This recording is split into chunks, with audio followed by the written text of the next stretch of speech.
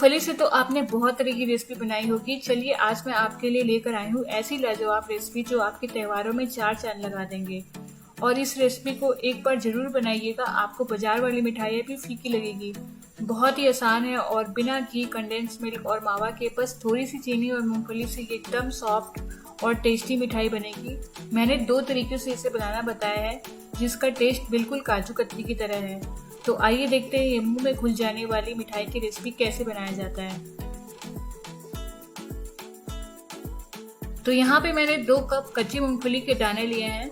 आपके पास बड़े दाने या छोटे दाने जो अवेलेबल हो वो आप इस मिठाई के लिए यूज कर सकते हैं। बस इसमें जो खराब दाने होते हैं वो आप चुनकर अलग कर लें। कुछ मूंगफली के दाने थोड़े पिचके या फिर काले होते हैं, उनको आप जरूर से अलग कर दें, नहीं तो इससे मूंगफली की जो मिठाई बना रहे हैं उसका टेस्ट बिगड़ जाएगा।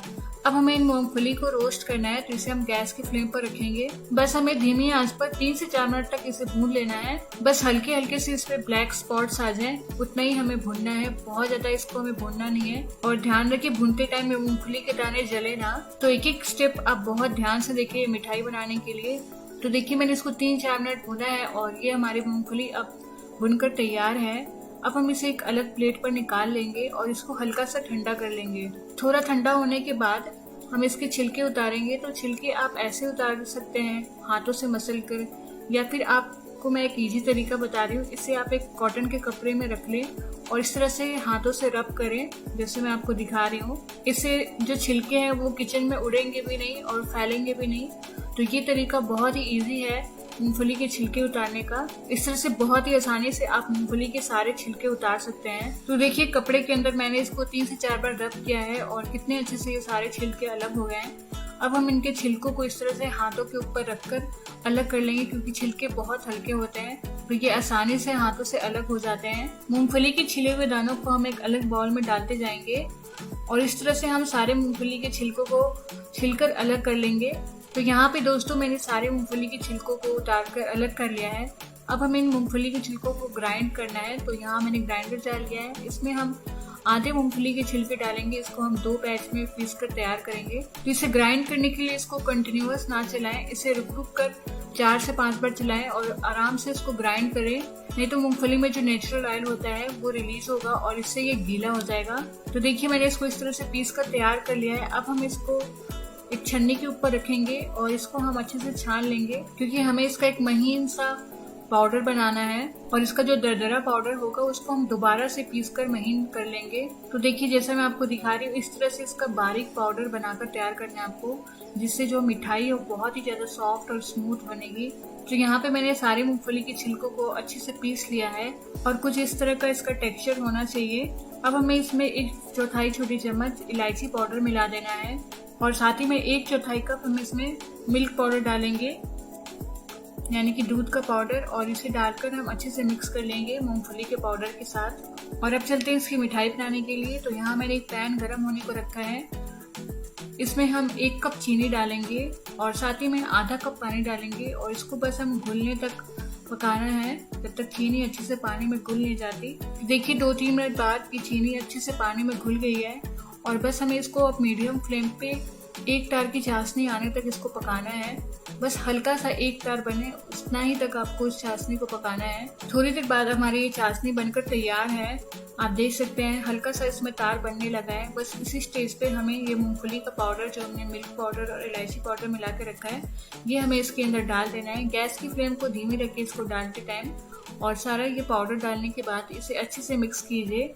तो ये मूंगफली का मिक्सचर डाल के इसको अच्छे से मिक्स करें और मिक्स श्योर इसमें बिल्कुल भी लम्प्स ना पड़े, तो इसको अच्छे से खूब चलाकर मिक्स कर ले। अभी जो ये मिक्सचर है हल्का गीला है, इसको हमें जमने वाली कंसिस्टेंसी तक पकाना है। तो आंच को धीमी ही रखें और 3 से 4 मिनट तक इसको पकाएंगे। तो देखिए 3-4 मिनट मैंने इसको बस पकाया है और ये अब हल्का सा पैन छोड़ने लगा है, पर ये अभी भी हल्का गीला है, तो इसको हम 2-3 मिनट और पकाएंगे।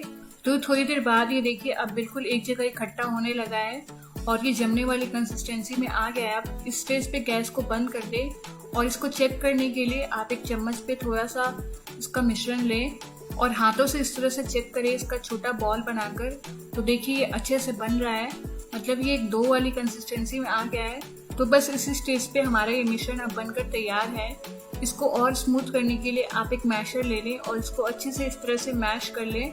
क्योंकि अभी ये गर्म है इसलिए हम मैशर से कर रहे हैं, ठंडा होने के बाद हम इसको हाथ से भी और स्मूथ कर सकते हैं। तो बस हम इसको अब एक प्लेट के ऊपर ले लेंगे और इसको बस हल्का सा हमें ठंडा कर लेना है। तो अब जो ये मिठाई का मिश्रण है हमारा ठंडा हो गया है। अब हम हाथों से इसको अच्छे से डो की तरह अच्छे से स्मूथ कर लेंगे दबा दबा कर। और अब लीजिए ये बिल्कुल मिठाई बनाने के लिए तैयार है। इसके हम 2 हिस्से कर लेंगे, यानी 2 भाग में बांट लेंगे।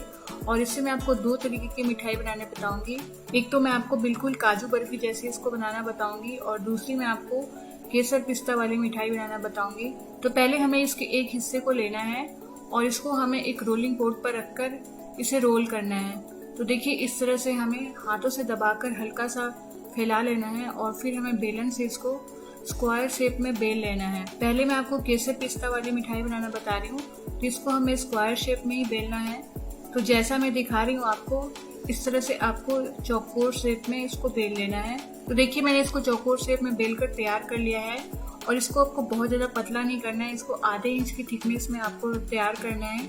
और इसको बेलने के बाद हम इसके ऊपर एक क्लिंग रैप लगा देंगे इस तरह से। और इसको हम अभी सेट होने के लिए 15 से 20 मिनट के लिए फ्रिज में रख देंगे।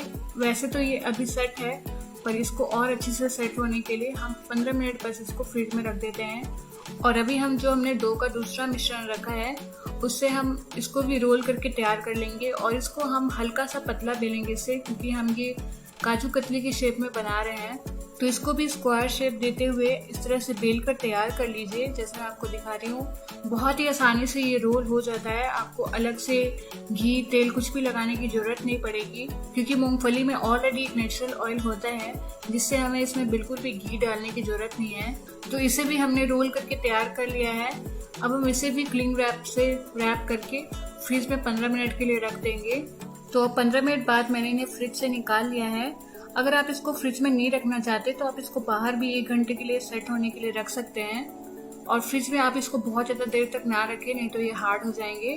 तो मैंने जो ये फ्लैट करके चौकोर शेप में इसको पहले बनाया था, इसको हम पहले कट करेंगे इस तरह से, जैसे मैं आपको दिखा रही हूँ। इस तरह से आप इसको चौकोर शेप में काट लीजिए, बिल्कुल बर्फी वाले शेप में। तो देखिए इस तरह से हमें इसको चौकोर काट लेना है और ये सारे मैंने काट कर तैयार कर लिए हैं। आप चाहें तो इसको ऐसे भी रख सकते हैं सिंपल, पर इसको हम सजाने के लिए थोड़े से इसके ऊपर पिस्ता लगाएंगे और 1-2 केसर के धागे लगाएंगे इस तरह से। इससे ये दिखने में बहुत ही ज्यादा टेम्पटिंग लगेगी और खाने में तो ये लाजवाब है ही। तो इसी तरह से हम सारी बर्फी के ऊपर ये केसर और पिस्ता लगाकर तैयार कर लेंगे। और देखा आपने कितनी आसानी से ये हमने घर पे बिल्कुल मार्केट से भी बढ़िया ये केसर पिस्ता वाली बर्फी बनाकर तैयार की है। अब चलिए मैं आपको दूसरी बर्फी बना के दिखाती हूँ, जिसे हम बिल्कुल काजू कतली की तरह बनाएंगे। तो इसे हमें पहले इस तरह से लंबे लंबे काटना है, जैसे मैं आपको दिखा रही हूँ, क्योंकि हमें इसको बिल्कुल काजू कतली के शेप में बनाना है।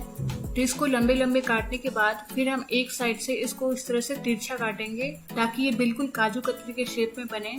तो देखिए इस तरह से सारी मिठाई को मैंने काट लिया है। अब इसे बिल्कुल काजू कतली जैसा लुक देने के लिए इस पे हम हल्का सा चांदी का वर्क लगाएंगे। ये चांदी का वर्क आपको आसानी से मार्केट में मिल जाएगा और ये काफी किफायती भी पड़ता है अगर आप घर पे मिठाइयाँ बना रहे हो तो इस तरह से हमें इन बर्फियों के ऊपर ये चांदी का वर्क अच्छे से लगा देना है। और ये देखिए मैंने सारे के ऊपर ये चांदी का वर्क लगा लिया है और ये बिल्कुल लग रही है ना काजू कतली की तरह। तो देखा आपने, एक ही मिठाई के मिश्रण से हम 2 तरह की ये मिठाई बना सकते हैं, एक केसर पिस्ता और एक काजू कतली की तरह। बिल्कुल टेस्ट में लगभग ये एक जैसे ही हैं, पर दिखने में बिल्कुल अलग से।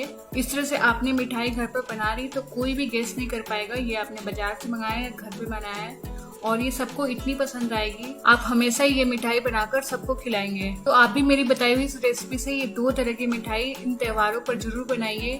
कोई भी त्योहार हो, स्पेशल ओकेजन हो, आप बहुत आसानी से ये मिठाई बना सकते हैं। तो बस बनाइए, खाइए और खुशियाँ बांटिए, क्योंकि जो बात घर के बने हुए चीजों में है वो बाहर की चीजों में कहाँ। एक तो ये एकदम प्योर है और बहुत ही ज्यादा सॉफ्ट है, ये मुंह में जाते ही घुल जाएगी और कोई भी गेस नहीं कर पाएगा कि इसे आपने मूंगफली से बनाया है और बस थोड़ी सी चीनी से। तो आप भी आने वाले त्योहारों पर ये मिठाई की रेसिपी जरूर बनाइए और अपने त्योहारों में 4 चांद लगाइए। कैसी लगी आपको हमारी ये मिठाई की रेसिपी हमें जरूर बताइएगा। फिर मिलेंगे आपसे अगली वीडियो में, तब तक के लिए बाय बाय, टेक केयर।